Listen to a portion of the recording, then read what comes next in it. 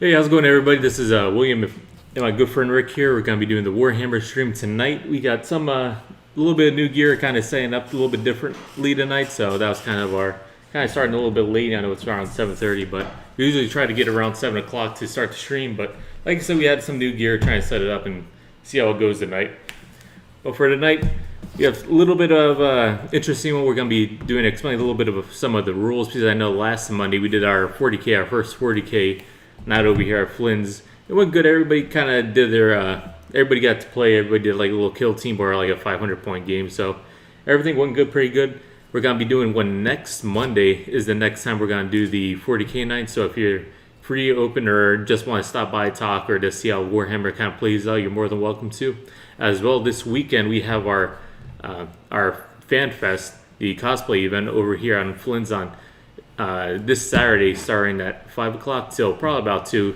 We have a whole bunch of stuff. We have cosplay contests. We got a food truck coming out, a ramen truck, so that's going to be pretty cool. And, you know, this different activities throughout the night. Should be a good time. But like I said, I know some of the guys over here, we were doing like a kill team and 500-point game, and we were trying to get them, like I said, some of the guys are pretty new, so we're trying to get them into the rules, and the best way to play Warhammer and learn the rules is kind of actually playing it, because Warhammer is one of those games where, fortunately, there are a lot of rules, right? And it depends on your different armies. Like, right now we're going to be, my personal army is Tyranids, so we're going to be jumping into Tyranids, kind of showing you, like, how they play and how some of their rules are very specific to their own factions, and kind of showing everybody how to read the data sheets, because it is a little bit overwhelming if you do want to jump in the game and don't know how to, or don't know how to read the data sheet, because that is one of the most important things in Warhammer is reading the actual data sheet, because you don't know what your own units do if you don't know how to read them. Yeah, and at least once you learn one armies, it kind of just spreads over everything. Yeah, the core basically goes into every army, but different armies have different little terms, and you gotta look at the weapons and actually kind of read it, because the data sheets do get confusing, and we'll kind of go into that a little bit more later on.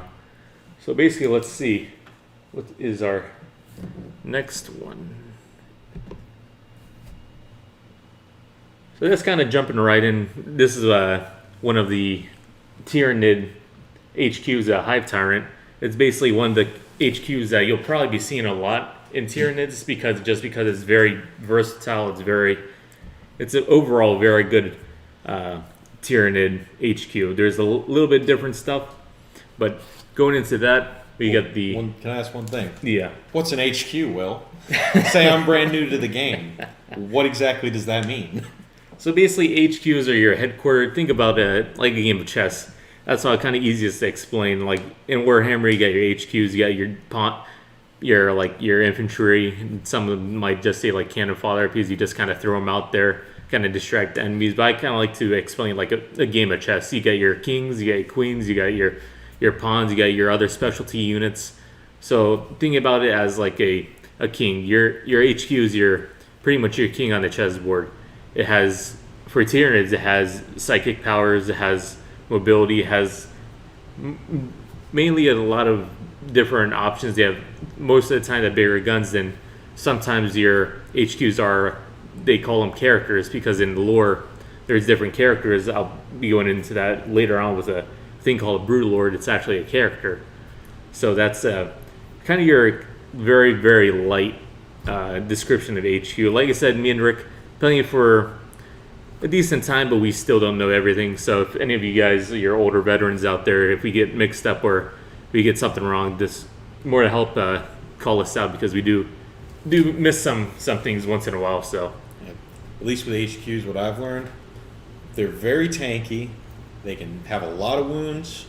They shoot really good, and they hit really hard. And if they do have low wounds, then that means they have either a big gun or a big claw. Or they just got good saves. Yeah. Really dumb saves. Yeah.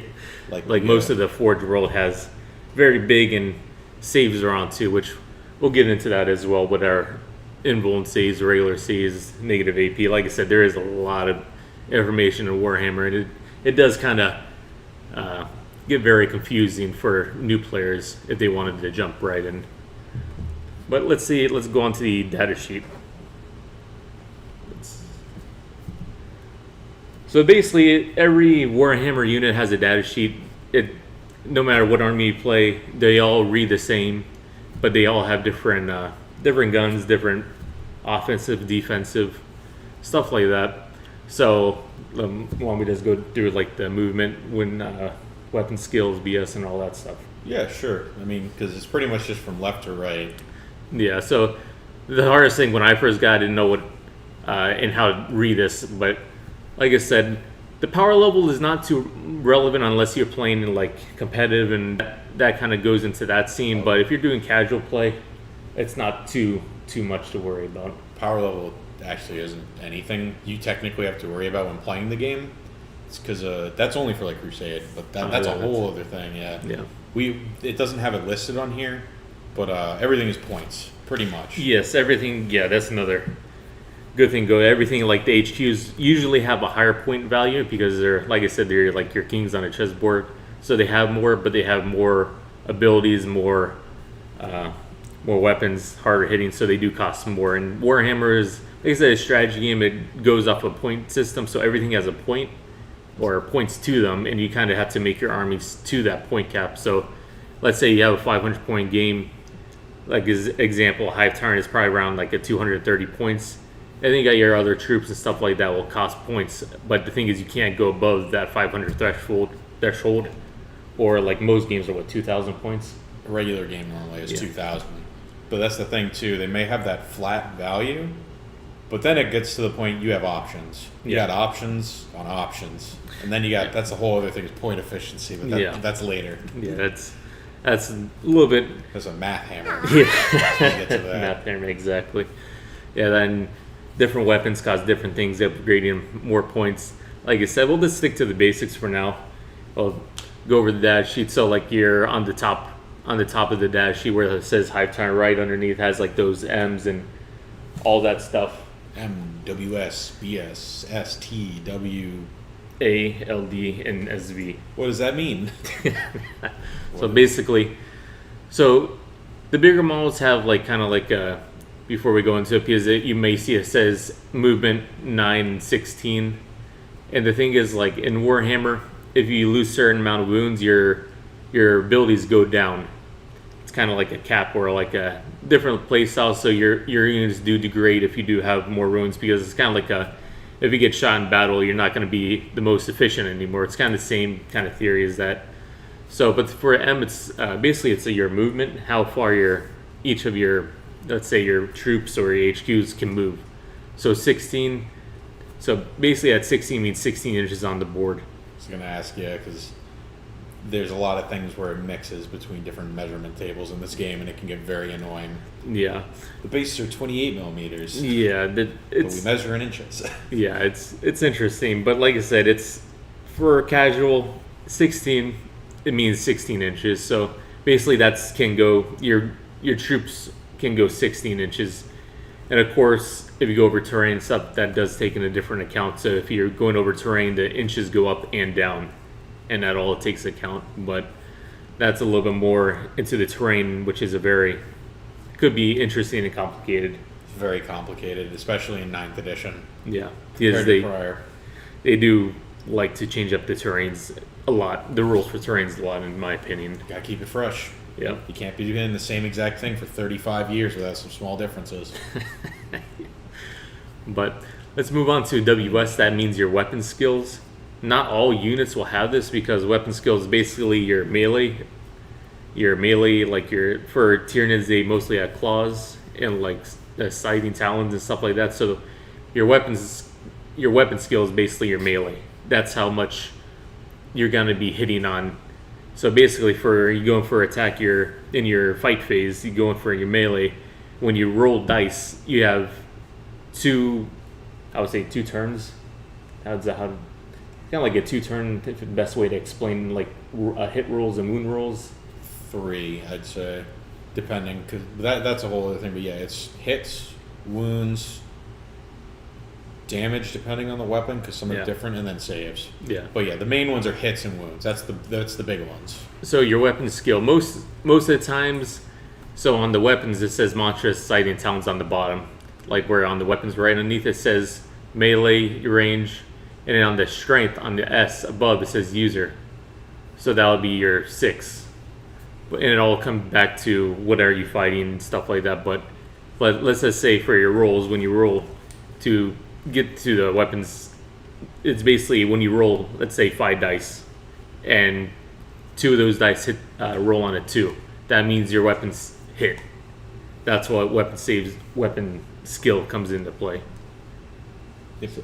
Then you go on to your wound rolls, and that's something totally different, because that would mean you would have to go to whoever you're fighting and kind of go through the toughness and strength and stuff like that. But we'll get to that a little bit later on. I actually pulled that up here too. I got that ready. All right. Yeah, we'll probably go in that when we get to the shooting. Yeah, well, the shooting and the toughness and stuff like that. PvP will be easier. Toughness, yeah.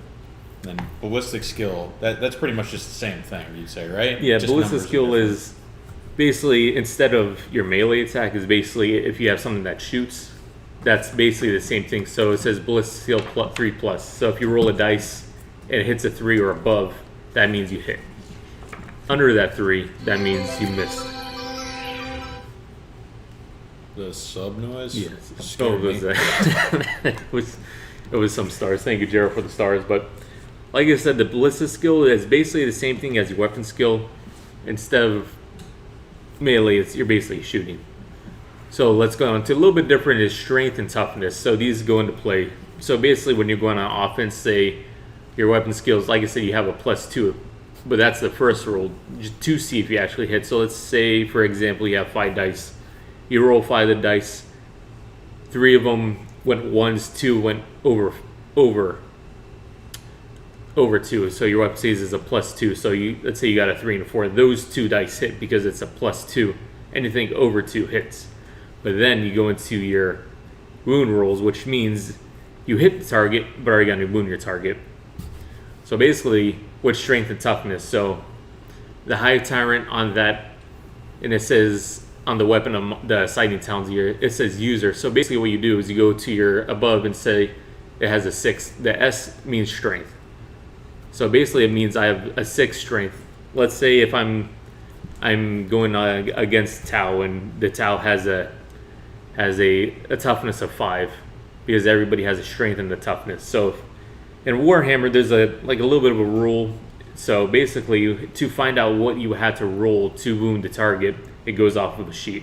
And basically, I got that here. Yeah. So if you're basically what it boils down to, if your strength equals your opponent's toughness, you have to get a 4 and up, which is a 50% chance. Basically, you're gonna do the damage. But if you have higher strength, so if you have say it's a 6, 7, or 8 against your opponent's toughness 5, it's got to be a 3 ups then, so you have a better chance. But if you have double the strength of your opponent, say 8 to 4, you just need a 2. So you would only fail on a 1, so you really good chance you're going to hit him. But the same goes in reverse. If your strength's lower than your opponent's toughness, it goes up to 5 ups. And if your strength is half the opponent's toughness, you got to get a 6. So it's pretty easy. It's hard at first to get used to that, but once you do it, it goes by very quick. and like I said, you keep playing. The best way to practice this, play games. That's the easiest way to do it. The thing is, you can look up on YouTube and watch other people play games, but the thing is, at the end of the day, people playing on YouTube, they're not really explaining the rules. You just see them roll dice, and you don't really know what they're doing, because they're just playing. They're not, there to. They've been playing a while. Yeah, exactly, and they know everything. Like, they know how to play, because like I said, they're YouTubers, so they probably been playing for God knows how long. Yeah, but I mean, more than likely, from all the games that I've played and we've played, more often than not, you're never going to have chances where it's like 2s or 6s. Those are really rare. More than often, it's going to be a 3 or a 4 you got to get. Yeah. Unless it's some unless you're going your expensive unit. Yeah, unless you're going like your HQ unit going off after like a base of basic infantry. So your odds on that are pretty much your HQ's gonna wipe them out. Usually relatively easy. But that's kind of a little bit of an overview on strength and toughness. It is a little bit confusing. Like Rick said, it's a little confusing when it gets to the different units have different strengths and toughnesses and the wound rolls. But so when you say wound rolls, what are those for? Basically, on the sheet here, your wound rolls is basically that goes to the next one is W. What that means, your unit's wounds. So 7 to 12. So the Hive Tyrant is when you first put him on the board, he has 12 wounds. But throughout the game, if he goes past or below 7, your tier drops down, and then it goes 4 to 6, and then you can only go 7 to 12 inches movement, and then your weapon skills and your ballistic skills either decrease. Because it's kind of like your units get injured, so you can't do as much damage or not. What would you say? Much it's less not proficient. as strong. It's not as efficient. Yeah. Yeah.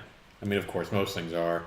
Usually, the models that are really good have these multiple tables, like the point wise. And if it's expensive and it only has one wound table, it's usually not crazy good. Like it's solid, but you want stuff like this where it's like it's really durable. It shoots well as long as you can keep it alive, but there's lots of ways that can boost your characters up. Yeah, so let's just, like I up, said, yeah. W is like your wounds, like I said. That's the amount of life your units have.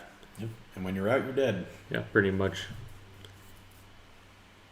And then let's just go to leadership. Oh, what about attacks? Attacks, okay. Yeah. Yeah, attacks is, like I said, that's mainly for your weapons and your, basically, your, most cases will be for your melee.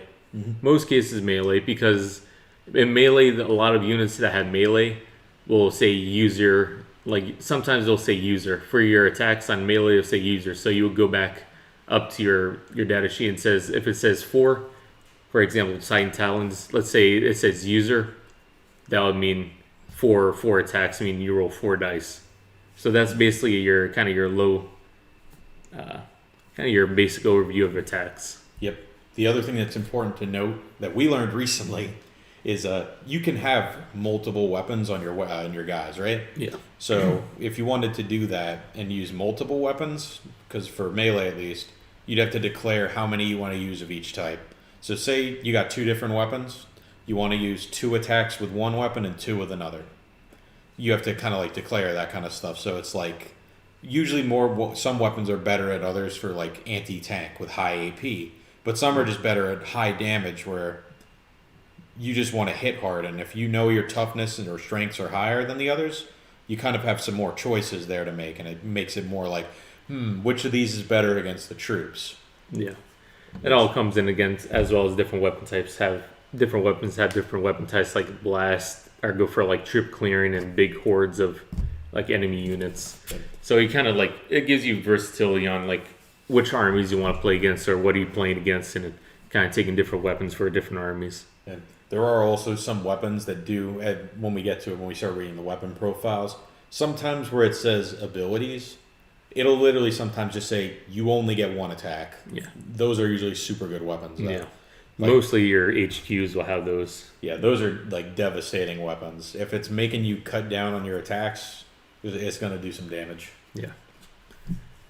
They also have like special abilities, which when we get to weapons, we can talk about that because that's where the fun gets in. Yeah. Then like leadership, Tyranids have a thing which is like aura. Basically, leadership is not really too relevant in Tyranids, but basically what leadership is, so you have a squad of 10 guys, and basically they get wiped and they get maybe 2 survive. Leadership is basically kind of think of like a morale. Basically, 6 guys leave, and you kind of, you roll the dice, and it's hit for time of 6. So I got the definition here because Okay. I still get confused by this at times. Because a lot of armies have abilities that negate this. Yeah. So- Tyranids are very good at negating leadership because if they're in a 24-inch from like HQ or something that has like it's called a... Just gonna stop this. Yeah. But yeah, it has an aurora, so 24 inches from any HQ basically negates any leadership. So basically nobody can flee from combat. Yeah, so basically the leadership applies for your morale phase, which when we get to that at the end of the game, it's the last part of your turn. You basically would you got to take a morale test if units in your group died, whoever's turn it is. So you'd roll a die and add the number of things that died this turn from that troop. We'll explain what that means, like a unit and a troop compared to like individual things. And if the number you roll is higher than the leadership stat of your page, of your group, whatever the highest is. So, example, his is a 10 for the Hive Tyrant. If you roll one die and the total added with the troops that are lost in that group exceeds that number, then you fail the test. And for every point over that number, you got to remove a model from your unit. So that can be really devastating if you bring large groups and it's like 10 things in, like, if say your termagants are nowhere near your leader. If 10 of those things died, you have to roll a 6 up, and their leadership's like really low, isn't it? It's very low. It's just so no matter what, you wouldn't be able to pass that. And every point over it, it's like, oh, one model gone, two model gone. You just got to, they're gone. They just leave. They cowered out. Somehow Tyranids cowered out, which makes no sense to me. But all the armies basically have that rule, though. It sometimes it plays in your favor where you, like most units like Tau have a thing where it's like if you just roll a 6, you auto pass it. It doesn't matter. Yeah. But it can sometimes just come back and bite you, and it's like, oh, this is bad. Yeah. Yeah, like I said, every army has it, but like I said, most armies have stuff to negate it.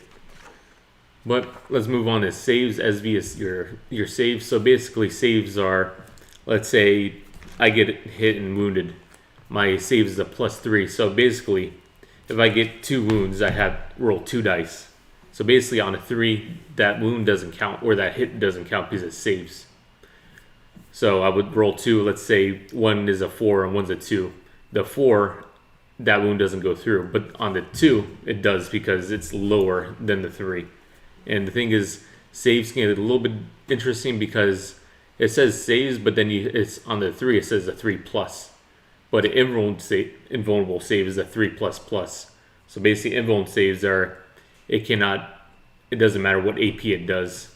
It's always going to be a 4. So Hive Tyrants in the abilities have the 4 invulnerable save. So basically, on a 4, any hits, even if it has AP, which we'll get into that a little bit later, any hits you or wounds on a 4 up, you'll be saved. Yeah, because like you were saying, what would influence those stats, like those saves? Like you said, there's an invuln save, a regular save, and then you have the feel no pain, which isn't listed on here, but that's just another important one. What do we got from weapons that would influence these? Because obviously, if everything just had a 3-up save and nothing altered these numbers, that'd be boring. Yeah. I want some guns or weapons that change this and make it better for me, because how annoying would it be if an enemy just had a 2-up save? They're always going to get that too, man. Oh yeah. So basically, not all models or not all units have that invuln save. So let's just say, let's go back to the mantra sighting towns. It'll be a good little segue, and it has when it goes in, see it's a range type, so they're melee weapons, but on the strength it's the user, and then you have something called AP. AP is basically armor penetration. Basically, it has a -3. So basically, I would, on the saves, instead, let's just say in this case, I had no invuln save of 4. So AP is basically, your save would go up. So basically, if it's a -3, you would add that 3 to your save. So on a 6-up, I would be able to save that. If I rolled dice, it'll be 6 instead of a 3, because AP is basically, you're adding that to your saves. Because it's basically thinking about armor penetration, the weapon is stronger than like a normal one. It's weird because it's minus and you're actually just adding. Yeah, exactly. It's a little interesting, but as well as sometimes you do have those units that have like a -4 AP and your save is a 4. So basically, if that weapon goes through, you're basically dead. Yeah, unless you have an invulnerable save. Yeah.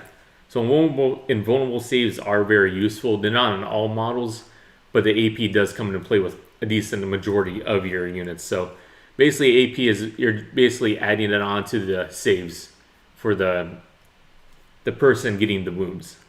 Yeah, when you go to your wounds, you get to choose which save you want to use, kind of thing.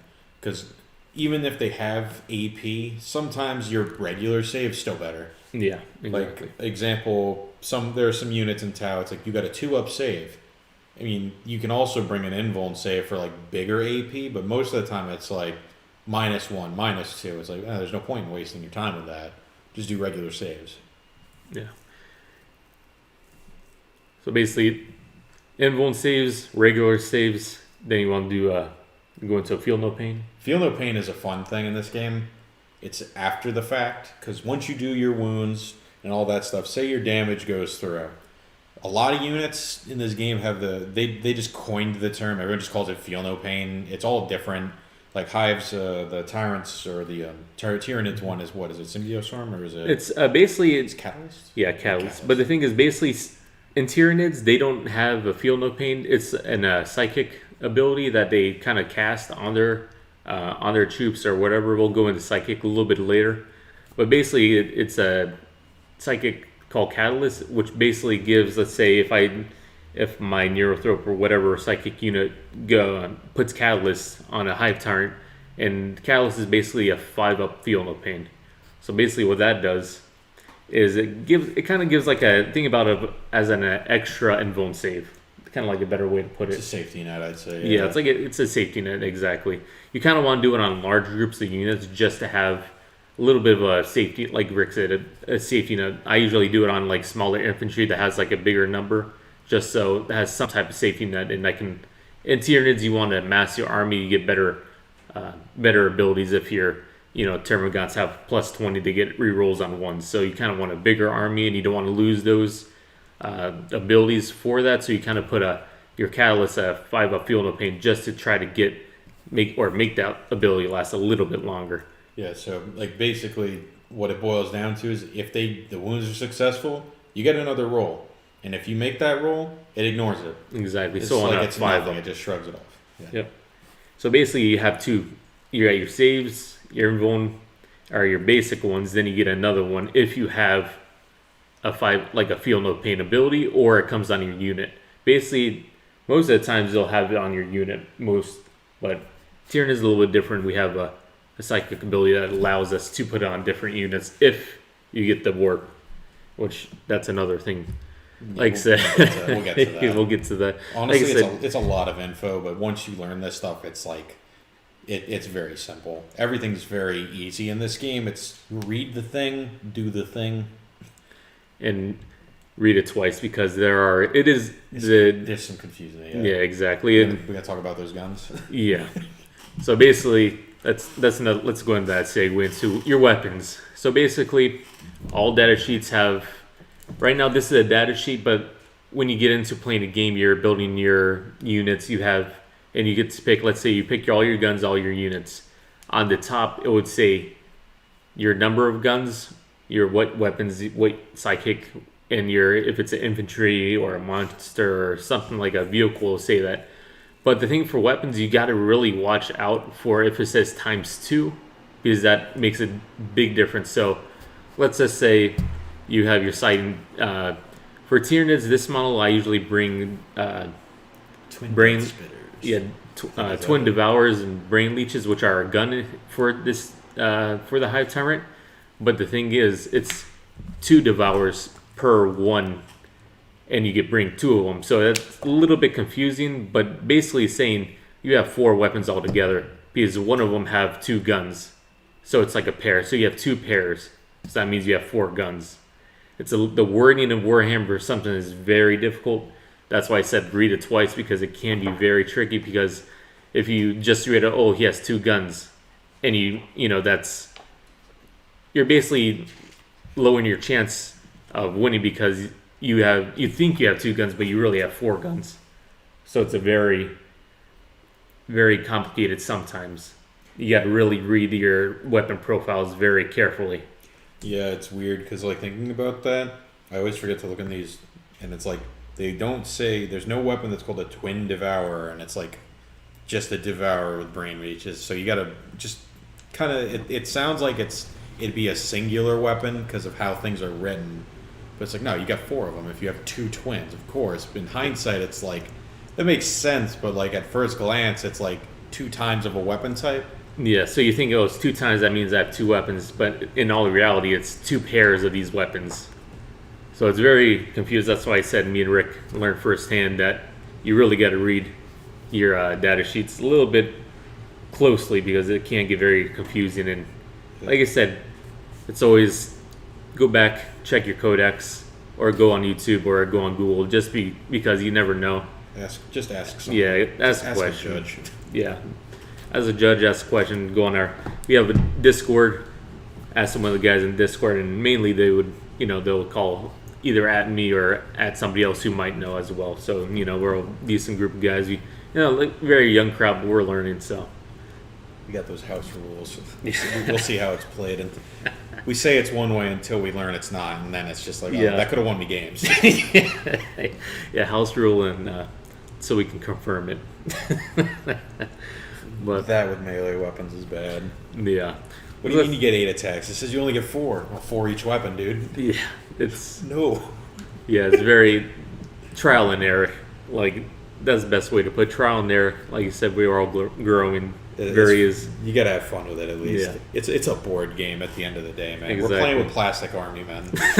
Grown men. We're grown men. Fine. How much you spend on the game? Yeah, I could ask you that too. Your town art. Oh, So second it. That's resin. That's not plastic, bro. That's big that's boy resin. stuff. It's big boys resin. Well, it hurts. But let's go back to Let's get back to the nitty gritty. yeah. But let's go on to a different model. Let's put on the. We were talking about some psychic abilities, so let's go on to the Neurothrope. So basically, this is a Neurothrope.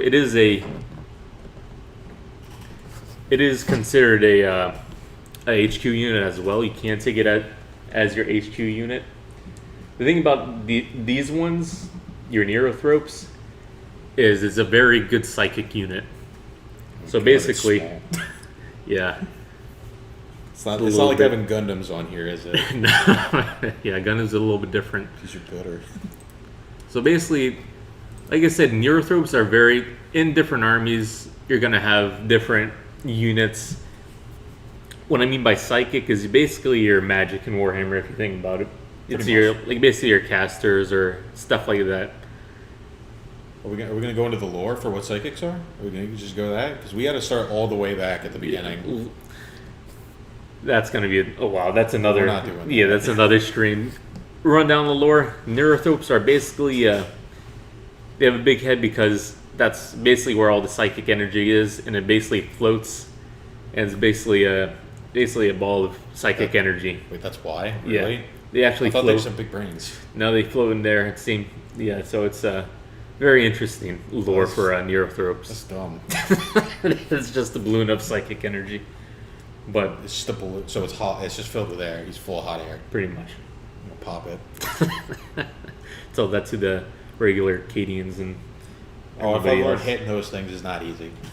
Yeah, so let's go in psychic. Like I said, they're basically your magic in each phase. Like there's 5 phases in each game. Your psychic comes into play. Is your movement, your shooting. Your psychic after movement, right? We got command phase, movement phase, psychic phase. Yeah. Well, when we get to those phases, yeah. So it's on your 3rd phase. So basically, Neurothropes always get a smite, and as well as they always can pick one from your psychic sheet. For me, I usually put on a catalyst, and basically, for Tyranids, a little bit different. For armies, like Space Marines have their different captains, have their different. Every army has psychic. No, I shouldn't say every army because Tau doesn't have psychic. Yeah, we don't have anything. They- We shoot okay for being the shooty army. Yeah, they have Overwatch and For there's- free. Yeah. Everyone used to have that for free. Now we get to keep it.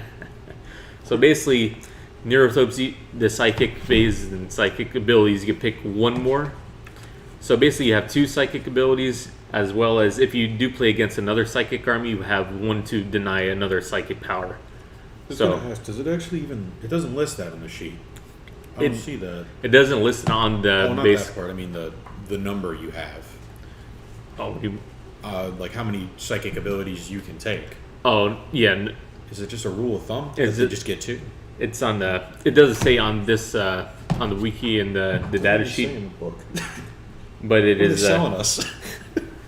It is a 2 and a 1 deny. Yeah, because generally everything gets 2 unless stated otherwise. I'm Yeah. guessing because some units get like 3. Yeah, like I can take a thing called Resonance Bar, which could allow me to take could allow me to have an opportunity to take another one. But I usually just use 2, it's easier. Usually I have this guy sitting in the back. Either if somebody gets close, I just smite him. I'm blind. it literally says Psyker, and it says it can take two powers. Yeah, but that she's not up on the screen yet. So Yeah, it is. It's right there. well, not on the screen. Oh, It's still on. I'm sorry. I'm just staring at this thing. You put a monitor in front of me. But like I was saying, you usually get 2 powers and you get to deny 1. Let's just go on to the dash sheet. So basically, with Tyranids, it's a little bit different. Tyranids have different hive fleets. Different hive fleets have different. They have one different adaptation for psychic. So basically, I play Hive Fleet Kronos, which basically gives Tyranids one, let's say one psychic ability that's for that Hive Fleet. So it would be Symbiote Storm, which basically gives any unit that casts psychic on it and pass gets on a 6 an extra roll for that weapon. So it is pretty decently. But let's just go into a very basic Smite. Is very basic psychic ability. So let's just talk about that. So psychic has a warp power. So basically, psychic is you basically like your wound in your hit rolls. So, but the thing is, it's called a little bit different. It's called a warp. Warp charge. Warp charge. Thank you. Yeah. Basically, it's the same thing as BS and weapon skills. You basically you have to have on Smite it's a +5. So I would basically choose the thing about Smite is and different psychic abilities. It's always a model that's you can't just as the 18-inch hit. But the thing is, if one unit is 15 and one unit is 17 inches away, you will have to hit that nearest unit. You cannot pick. Well, you can pick your units, but it has to be the nearest unit to that psychic. So basically, I would have to roll a 5 to actually hit on that unit. So basically, I hit a 4, it doesn't go through. But with psychic, it can also backfire. So on the hits of 1, you have to roll 2 dice. If it's a double 1s or double 6s, that means I get Perils of Warp, which is a D3 mortal wound to that unit. So basically, if you hit a double 1s or a double 6s, you're gonna have to pay a command point to try to reroll his D3 mortal wounds is for that model. It is very, very. So what's mortal wound though? Mortal wound is basically a wound that you cannot do your saves on. So mortal wounds. So even feel no pain. Even feel no pains. It does not count. Wow. Those sound really nice to have. I wish I had that as Tau. So Smite's universal. Right? Yeah. For Tyranids, at least Smite is basically all. Well, I shouldn't say all Tyranids, but most psychic models for Tyranids have a Smite included with them. And that's basically just a basic damage. If it hits, it's a D3 damage. But as well, for your Smites, is called a Super Smite. Some people, that's kind of like another coin term. It's called a Super Smite, which you hit 11 or a 12. That means you roll a D6 for that damage. But as well, if you do roll double 6s, you still get that Perils of Warp. You still roll a D3 to get more wounds, but as well as your opponent still has to roll a D6, and that is also mortal wounds. At least from personal experience, I don't like that one, the D6, because that's 50% chance to just get regular Smite damage, and I don't think you can re-roll that. No, you don't. It's because it's mortal wounds. Yeah, it's because it's annoying. That's strong. I mean, getting hit for 6 mortal wounds will more than likely kill almost every unit. Yeah, and it's basically, for me, for Tyranids, it's free damage for Tau because he doesn't have psychic powers. So it's free damage. Yeah, but it's the closest visible thing. Yeah, exactly. Like I said, it's the closest visible thing. That's where screening comes into play, but we'll get to that later. Yeah, if we even talk about that today. I would say let's leave screening to the terrain because that is another rule that gets to. Terrain is fun. Yeah, no, it's not. The rules is it's fun to make. It's very fun to make, but the rules are very interesting. It's very complicated in my opinion. But like I said, psychic is basically most of your psychic abilities are basically trying to get buffing your units. For example, like we said, Catalyst is a 5-up field of pain, and that's a Smite. Is like, I'm sorry, not Smite, but it's a psychic unit, psychic power. Sorry. Basically, you're buffing your armies with psychic powers. Like I said, every specialty, like in chess, every unit has a purpose. In my opinion, this is just my opinions. Psychic phase, you're really trying to you buff your armies. That's why I try to do my armies, buff them. Or if I want something dead, try to go after them with a Smite or a Psychic Scream is another purely damage psychic power. So can multiple units have the same psychic abilities though in your army? Yes, because for example, the Hive Tyrant does have a Smite as well. But the thing is, if you do cast one Smite on one particular unit, it's a 5-up warp charge. But let's say if I want to Smite again with my Neurothrope, there is a rule saying that is a +1 to that warp charge, because you already did that power. So basically, if you want to do it again, you have to have a +1. So instead of a 5-up for the warp charge, it's 6-up now, because it's the same ability. So you just add that 1 to that warp charge. Yep. So you did mention for psychic though, you do get 2d6, right? Yes, you do roll two. You roll 2d6s for that warp charge, and that is combined. So if you roll a 3 and a 3, and you need a 5, 3 and 3 is 6, you get it. Yeah, it because sometimes some of them, there's at least with some other armies, there's some where it's like a 9-up for like really good stuff. Like without a 2d6, that'd be impossible. Yeah, exactly. But there are buffs to it though. Same with everything. Yeah, there are buffs. Yeah, that's like I said. It's all at the end of the day. It is a strategy game. You do want to. There's a lot of different strategies. There's a lot of different things. That's why I say it's for psychic. I try to mainly do it on buffing our armies. But Yep. That's pretty much what they're for. yeah, basically. Honestly. Yeah, and like I said, if you get a D3 or a D6 on a Smite, it's an extra little boost in your damage output. But let's go on to the next model. So So which, to put up which one? let's see, it's going on. Let's do the Brew Lord. Talk about.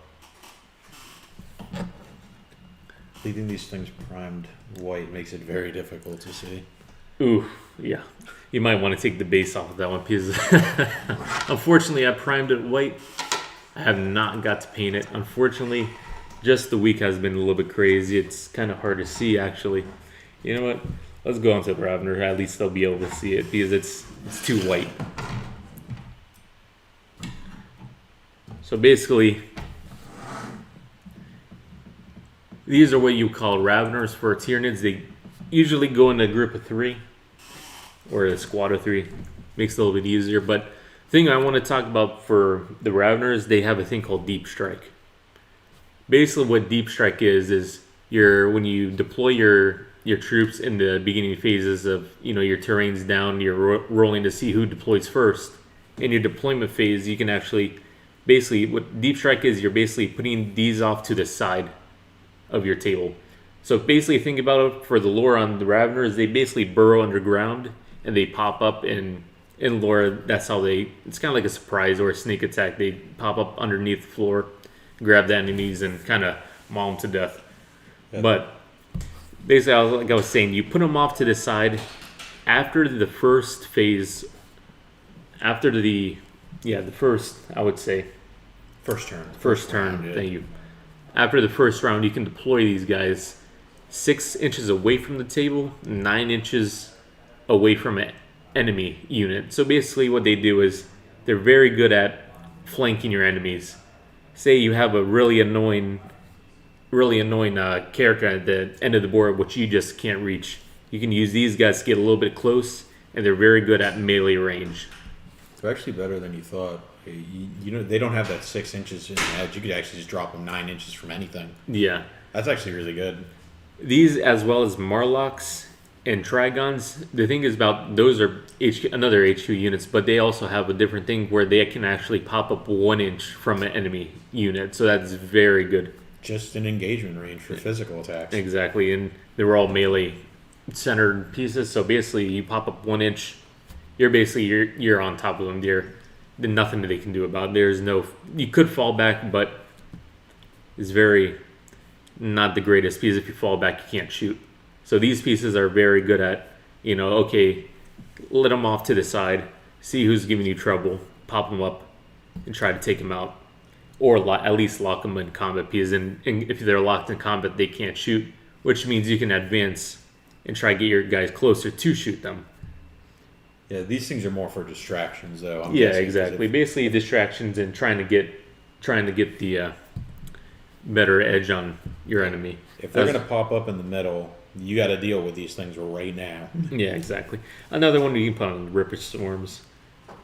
Another deep dive or deep strike unit is called Ripper Storms. You can kind of see them. They're little bugs. Tyranids are bugs, but they're little units. What usually another good strategy for deep striking is points-wise bases. You're trying to hold down a position. You can deep strike them, pop them up on top of the actual objective, and hold that objective.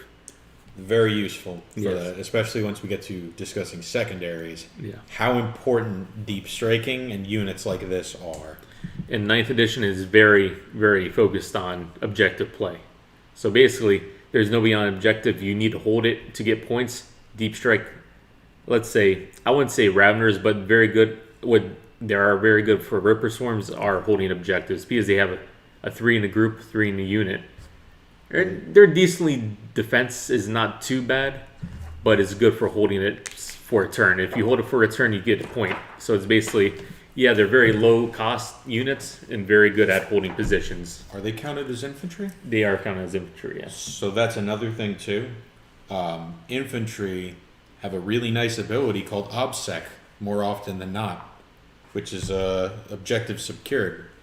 So one thing that happens a lot, what if you and your opponent sitting on a hard point you need to capture? Yeah. So basically, if you have, let's say, my Ripper Swarms pop up on Deep Strike, and another, let's say Rick has some Fire Warriors go on to that same objective.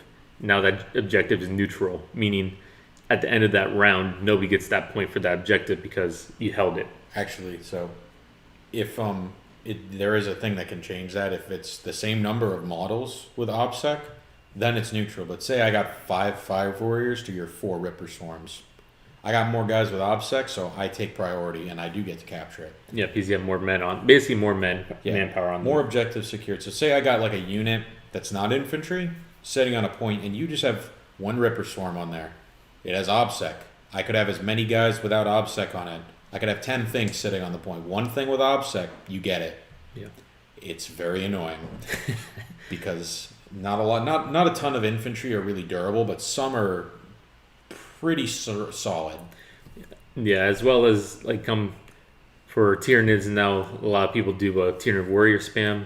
So basically, you have a little bit tankier. They're not very good at offensive, but they're very good at defensive. So basically, you kind of want you put those guys on the objective just to hold it. Like I said, 9th edition is very objective based, in my opinion. It literally is. There's no non-kill modes anymore where it's just total hostility. Those are the fun ones, just getting to table your opponent. But objective, you got to think about more. Yeah. This might change though. Like the rumors are saying from the sneak peeks and stuff, we might be getting more variety. Yeah, exactly. Until that comes out, but for now, it's basically objectives. I would say let's move on to Biovore. Biovore, yeah, a very good unit. Kind of going a little bit fast because kind of try to keep it. Well, that's exocrine. I just kind of look bigger. Yeah, unfortunately the paint is a little bit of a lighter color. Is that better? Yeah, that's much better. Put a couple of spores. Basically, what I want to talk about a Biovore is basically a thing called no line of sight. So basically, not a line of sight for different units. These guys are basically your heavy artillery, your heavy detachments. Basically, your very supportive your units for support. These can be very good at table control. What I mean by table control is they have a 48 range, and you can just keep them behind a wall. Basically, their main gig is basically no line of sight. So every unit in Warhammer has to have a line of sight to shoot them. Like if you're on your shooting phase, every unit needs to see. Pretty much every unit has to see your opponent to shoot them, be able to shoot them. Biowars are different because there is a thing that specifically they have, as well as Hive Guard. You don't need to see your opponents. So basically, you can shoot through terrain. So basically, you want to hide them in cover, kind of keep them there. They do have a very good longer range weapon, and kind of just pick off your enemy. You don't want to move them because they don't have too much life.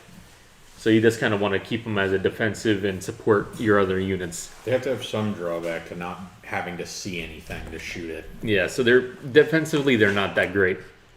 But like I said again, you don't want to put them on the front lines because they do have a very good 40-inch no line of sight range with their weapons is very good. So 48 inches, you're saying. So just to give a kind of general grasp on it, the table size is like that's almost the entire table, isn't it? Almost. It's all of them are 44 inches by 30 to 60, usually on average. That's if you're playing a 2,000 point game, you can almost cover the entire table from your deployment zone. That's very good. Yeah. Especially if you take a squad of these things, like 3 or 4. As well as Biowar is a little bit different. Like I said again, the weapons, you gotta really read your weapons because Biowars have a Spore Assist cannon and their weapons can get very tricky. That's why it all comes back to reading your data sheet, getting to know your actual army because Biowars, they're a little different. So basically they have a cannon, they shoot these little Spore Assists. On a 1 it misses, but a 2, 4, 2 through 5. Shoot them? Yeah, we can do it. Yeah, because there's some important stuff since we're going to start talking about guns. Okay. Might as well do this while we're at it too. All right.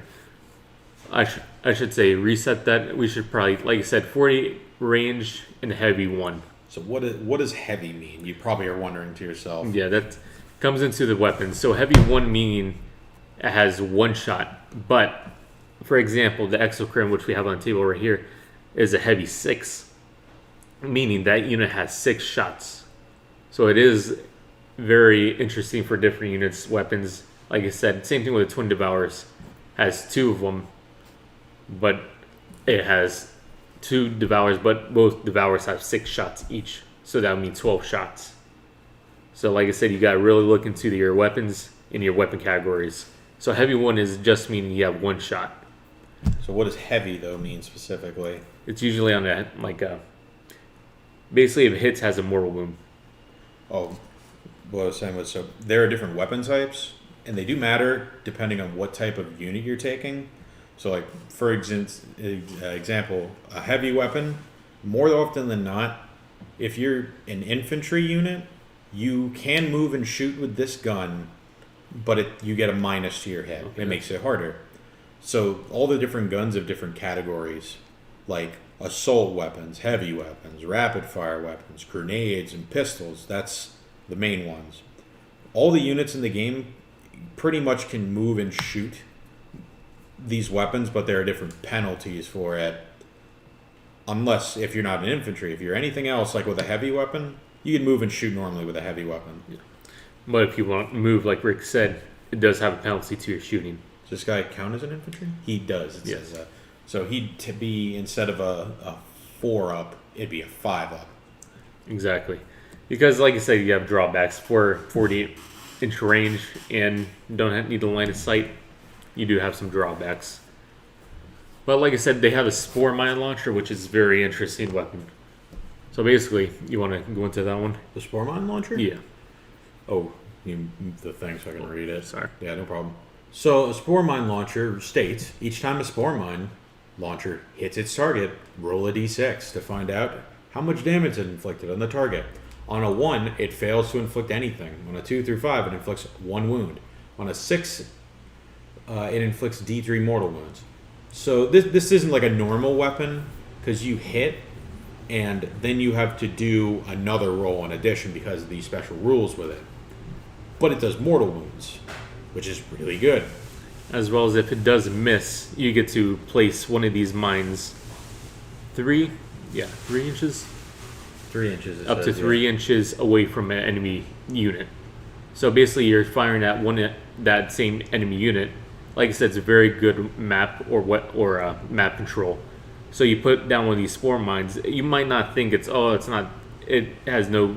Basically, if it's something to shoot at, it's dead. But the thing is, you're wasting your enemy's ability to shoot at you.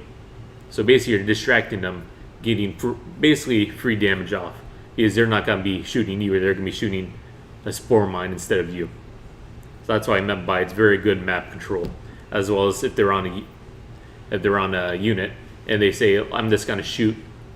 I'm not going to. I'm going to leave the spore mine there. I'm going to shoot basically another infantry unit that I have. That spore mine can attack or charge that enemy to do mortal wounds.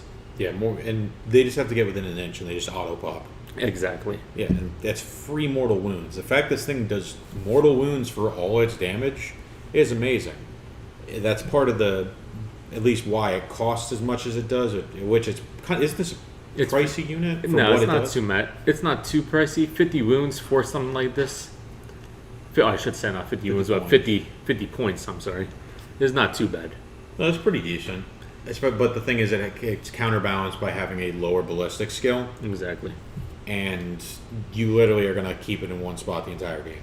Well, if it gets touched, it explodes pretty much. Pretty much. Wow, they actually have 4 wounds. That's a lot. Yeah, it's a lot, but like I said, it's not too much. Like if you have a long-range weapon or some deep strikes, basically that Biowar is pretty much done, in my opinion. Because I'm not going to waste... Unfortunately, this is one of those units that I'm not really going to fall back and try to protect. Nope. It's pretty much done. No, it did its job. You more actually don't want this thing to hit with that, don't you? Too. You want those control. In my opinion, you kind of want them. The control is better than the hit, in my opinion, because you kind of want that control. Because, like I said, if I can waste an enemy's fire or one weapon, let's say another like a missile pod or say a rail rifle, that's in my opinion that's better because they're not shooting you. That means you have more units on that table to advance, and you're making your opponent waste other weapons on something that he really shouldn't be shooting, but he has to. That, or I shoot a objective and misses, lands on objective, I get a free objective, and then he has to waste another shot on something that, or if he chooses to ignore it, I just control an objective that I really wouldn't have because I have no units nearby. So that's why, in my opinion, BioWare is very heavy support. In my opinion, need a new model. Yes, that is. Unfortunately, Warhammer the old was that pewter. This is pewter. Yeah, very old metal models. But I think we're coming up on an hour. Unfortunately, we did not get to all the units. We had like 1-2 units left, but it's kind of better to be over prepared than not prepared at all. We got a good general view on all the things. Good general view. I kind of wanted to go in. There's a little bit more special units that we'll probably get to another next time. Maybe go into a more deep dive into different characters and different lore of the characters, because that does come into play. Different characters have very different special abilities and units and stuff like that. When for a Brewlord, for example, has Aurora for Gene Stealers and has different perks. So that's a very interesting topic to go over, as well as every single army has different characters, such as, Cadre Fireblade for Tau? We got some, Cadre's not a named one, but there are some named ones. We got Commander Farsight and Shadow Sunner are named ones, so a few of them. And then you also have the whole Lookout Sir thing with those commanders. Yeah, exactly. So that's another unit. There's a lot of rules. There's a lot, yeah, exactly. Like I said, a lot of rules. We kind of want to try to do this type of thing just because I know last week we had our guys are pretty new to Warhammer. I kind of thought this kind of help them if they had any questions, or it's good to see, or in my opinion, good to kind of go over some of the rules, because like I said, the YouTube channels, they explain it. If they're playing the game, they don't really have time to explain because they're just playing. This, I kind of want to give a little bit of oversight on this. Your very basic rules, basic units. Different units have different weapons, and basically how to kind of read the data chart and go from there. But like I said, try to keep this an hour, keep it a little bit mainly short. Thank you for everybody that tuned in. Like I said, this Saturday at Flynn's we have our cosplay event. It's gonna be from 5 to 2. We have our ramen truck coming out. We have different activities, such as we're going to do a cosplay contest, little things in Blvd, as well as some couple other vendors coming out. So it'll be a good time, and we'll see you then. And Rick, any closing? Oh, you want to remind them about next Monday? Yes, next Monday we will be doing another 40K night. Like I said, our guys are new. If you're a veteran, come on out, have a good time. It's more of a 40K hobby night. We do have a table. We do run some games. If you just want to come paint, you're more than welcome to. If you want to come just to chat or, just hang out, talk about lore, or pick on people's armies, or, you know what I mean? Just have fun. Oh, the best part. Yeah. The smack talk. Smack talk about Ultramarines, and we'll just, it's a good time. So next Monday, that's going to be starting at 7 to 12. A little bit later, because Mondays we are closed, and we do get stuff prepped for the week, so that's why it's at 7 to 12. But anything else? I'm going to be bringing flamethrowers again next weekend. So we'll see if Rick can beat my Tyranids next week. But Beat him last week. but